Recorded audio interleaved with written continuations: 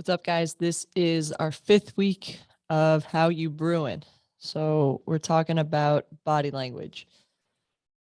And let me share.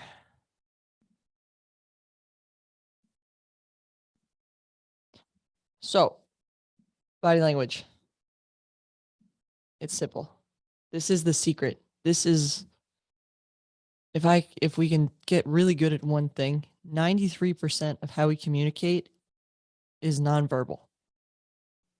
Meaning that our posture and our physical appearance tells more to the people around us than our words ever will. Ever. It's just physiology and psychology. So here's a picture of different body language. Right? Who's the most engaged? This is simple, right? This version of her all the way on the right over here. Who's the least engaged or who's bored? These 3 versions of her. So I think it's best to just go through examples of this. We all know what it looks like, but we don't always know what we look like. That's a real simple graphic. You want to start practicing this stuff now. The cool thing about body language, and I'll stop for a second. The cool thing about body language, and this is me as a physical therapist talking, is that for most people, some people have disabilities or are born where this doesn't work. For most of us, if I say point to the camera, my brain and my muscles can connect and they can do that thing. If I say to my brain, hey, straighten up my shoulders, they do it. If I say to my brain, hey, hold that gaze with that person as they're talking, it doesn't take any extra effort or energy to hold that gaze. It's uncomfortable. It might be uncomfortable. Your body does it without much training or asking. Again, hold up the number 4. It does it. Hold up the number 1. It does it. Turn and look away. It does it. So body language doesn't take any special acquisition of skill. You already have the skill. It's now becoming aware of it and now training it. So we're all capable of it. That's what I'm getting at, is it's not going to take any special training to get good at this. It's just going to take some awareness. So we'll go back to our slides here. So you could be either guy on this picture. You could be the guy over here on the left who's got an open gaze and a smile, open palms, good posture. You could do that right now. Everybody do that right now. Open up your shoulders, put a smile on your face.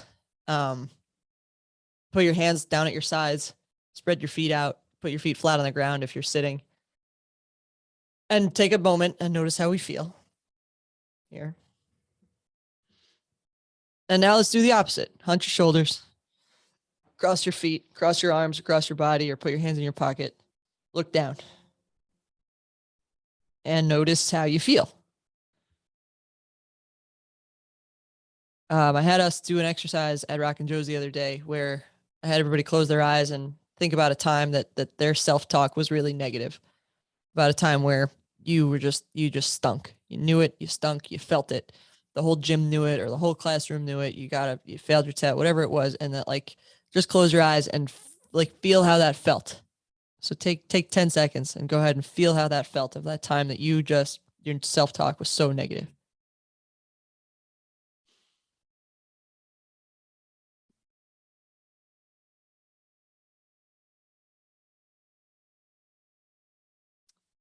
So don't move a muscle, but open your eyes and look at how you look. Or do that with a friend, or do that with a family member, and look at how they look. I just did it, man. My chin was touching my chest. My head was so far down, and that's just the body language we project when we feel a certain way. So the opposite, let's do the opposite now. So close your eyes and think about a time where you were on top of the world, where your self-talk was so positive. You had everybody around you on your side. Whatever the situation was, think about that and feel how that felt again. Go ahead.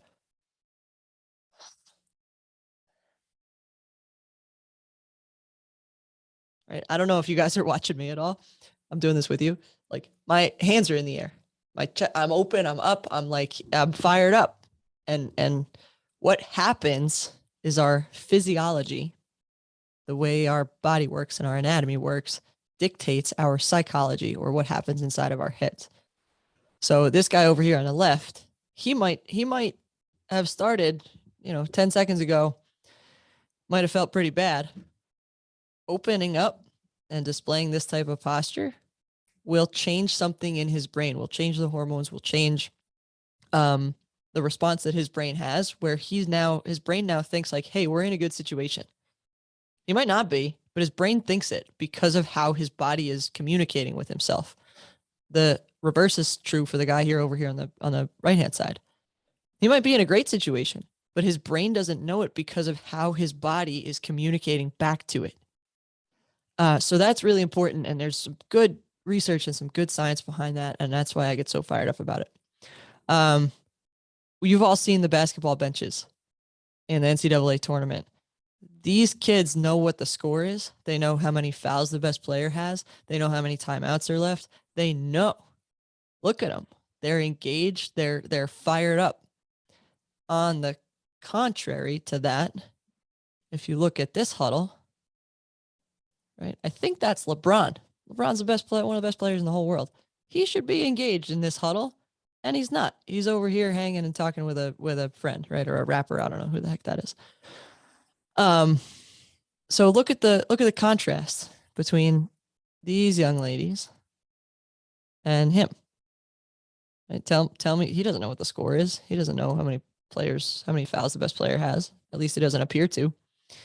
So we've all kind of been there, and you know what it looks like, and you've been on teams that have good body language and teams that don't, or part of games where you've had good body language and part of games where you haven't.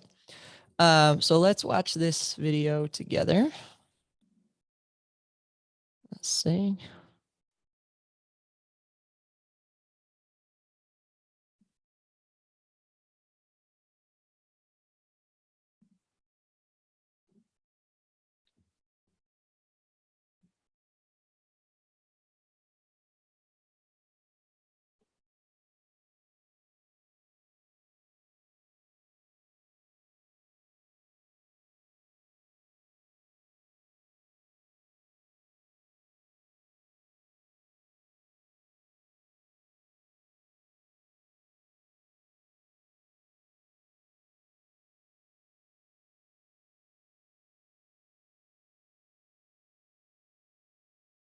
I'm just going to read what's going on here. So it says that you're a winner. Bad body language reveals that you're frazzled, frustrated, dejected, and deflated. Bad body language is the physical display of blaming, complaining, and making excuses. That trilogy of behaviors will never, ever improve your situation, make things better, heighten your performance, or increase your chance of winning. How is your body language when things don't go your way? After a turnover, after a missed shot, after a referee's missed call, do you take a stoic approach, quickly bounce back and move to the next play? Or do you sulk, pout, and stay stuck in the past? Fact, you cannot perform at your best while displaying bad body language.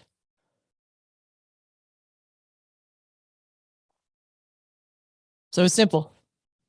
It's simple. And all of those people in that video have control over how their brain communicates with their body and how their body communicates with their brain.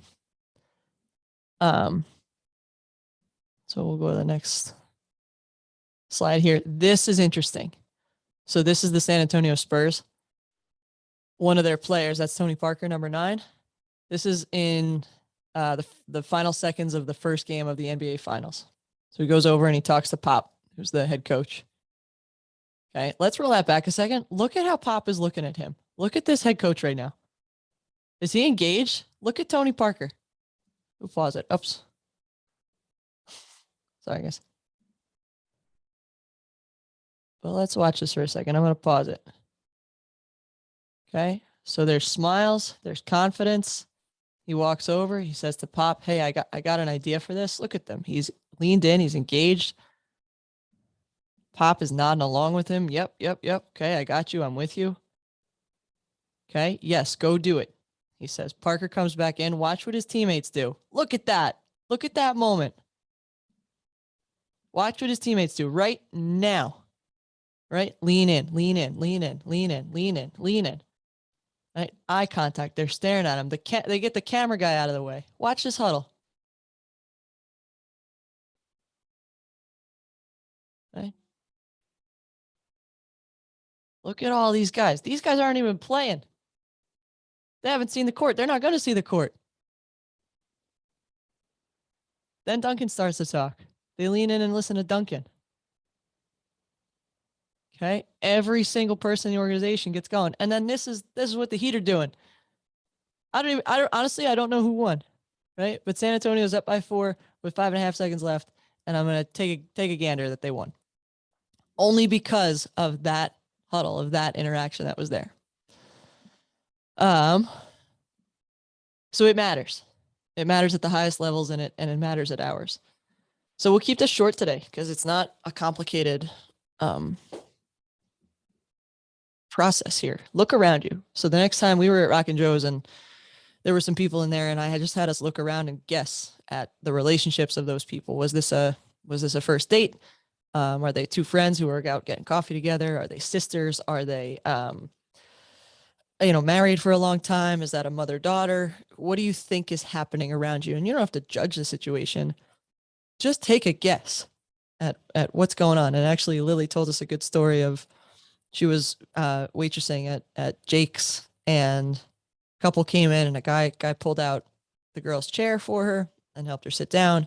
And she thought like, oh, that was really nice. Like maybe that was a first date. And one of her coworkers who was also there said, no, their first date was a couple of years ago. Their first date was here. They got engaged here. They got married during COVID in the back here. Like they're just here on a date. They're married at least 2 years.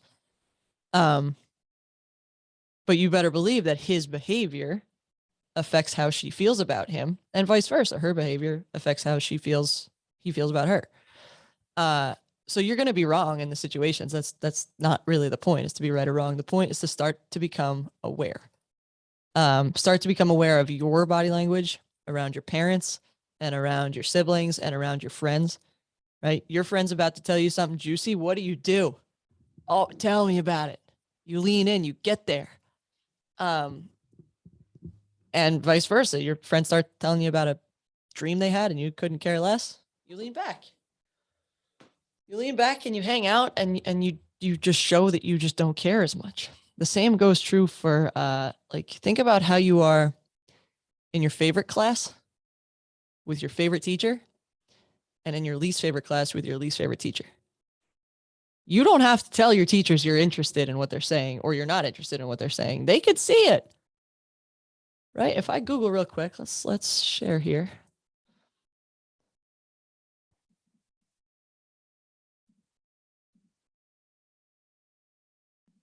Let's see. If we Google bored in class, what do you think's going to come up? Yep, here they are. Every kid. That's pretty funny. Okay, and if we do interested in class, let's see what comes up. Oh my goodness. Look at it. You don't have to tell us if you're interested in what we're saying or not. We can see it. And I promise you, here's a secret as a coach, and I don't always tell it to everybody. When we look around in a huddle, if your eyes are down, it's harder to coach you. If you're playing with a ball, it's harder to coach you. If you're talking to a neighbor, it's harder to coach you. And as a coach, if I got multiple players around, I am going to give more of myself to those who are engaged with me. It just we're humans. We're human beings. It's human nature to do that. Your teachers will be the same way. Your parents will be the same way. Your bosses will be the same way. It's human nature. And you're the same way too. You don't realize it, or maybe you do. When we are engaged, we get more out of the people we're engaging with. I heard a coach say once, if you give me 100%, I'll give you 200%. And that's true. right? How we give 100% of ourselves is by being engaged and showing positive body language. And if we can get a program full of people, not just players, coaches too, full of people who show good body language, we will be unstoppable. It will not matter how good we are at soccer. It'll matter a little bit, but it won't matter nearly as much. We will walk onto fields and already have won the game strictly because of how we walked on, how we behave at halftime, how we react to calls. That will affect the game very significantly. And I know you guys believe that. I know you guys know that. And that's why we're going to make a conscious effort to work on it. Because the other thing that allows us to do, and we did this at Rock and Joe's, was it then allows us, oh, I wanted to show you something else. It then allows us to hold one another accountable and say, hey, come here, get your head up, get your chest up, put your chin up. I know you're frustrated right now, and that's okay. I need you to show that other team that you're not. I know you are. Let's fix that right now. Come here. And we can, out of a place of love and caring, hold one another accountable to at least the thing we can control, which we already established. Your brain can tell you, point at the camera and you do it, right? Or the brain can tell you, put your shoulders back and you do it. You do. So we just have control over these things. And the last thing I'll end with here, I gotta pull it up. I had put it up on the Instagram, but it should be.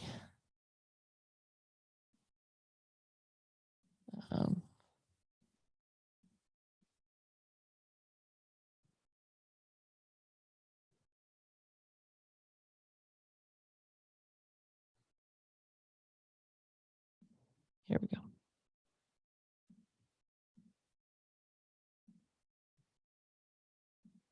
Sorry, it's gonna let an ad run. Right here.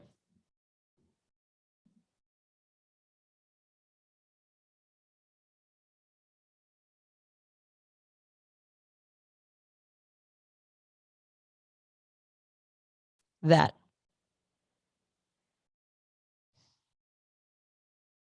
Right there. That kid, this little guy, became like famous because of doing that. Okay, let's watch it again. It's so simple. Heads down, boom, high five, lift your chin, let's go. Okay, watch how his body language changes. This is fascinating. Okay, head down, shoulders slumped. What's his next move? Hands go up. Hands go up. All of a sudden, he's back in the game. He's back being a leader like he should be because his teammate held him accountable and did that. He didn't even think about it. Right? Get over here. Come here. Fix that. Off we go. And then he left him alone because he knew he was going to fix it. So my goodness, if we can get a culture where that's the standard, and again, it's out of a place of love and it's so subtle. And the only reason that was caught is because the camera was on that kid because his body language stunk. The whole world is looking at, all the basketball world is looking at that kid about to say, man, they're going to lose this game. Look at how slumped this kid is. And then his teammate comes over, shoves his chin up and says, come on. High fives him, says, come on, we got this. I'm getting fired up thinking about it. And that's on you guys. And it's on me to hold you accountable to it. But it's on you guys to start to recognize, hey, my body language stinks right now. Or, hey, her body language stinks right now and I care about her. So I got to go help her fix it. We'll start to become aware of this. I actually recorded the guys at Rock and Joe's and then showed it to them and said, this is what you look like. Some people are actually interested, but hang out back here. And some people are pretty good at faking it till they make it, and they're not interested, but they lean in. They look at you and they let you know that they're there and they're with you. So that's it. That's my challenge for you guys, is start to become aware of your own body language and then start to become aware of the body language of the people around you, just in restaurants or coffee shops, or sitting at a red light in traffic, and see what you can glean from other people's body language. I appreciate you guys. Thank you for spending some time with me today. Keep getting better every day.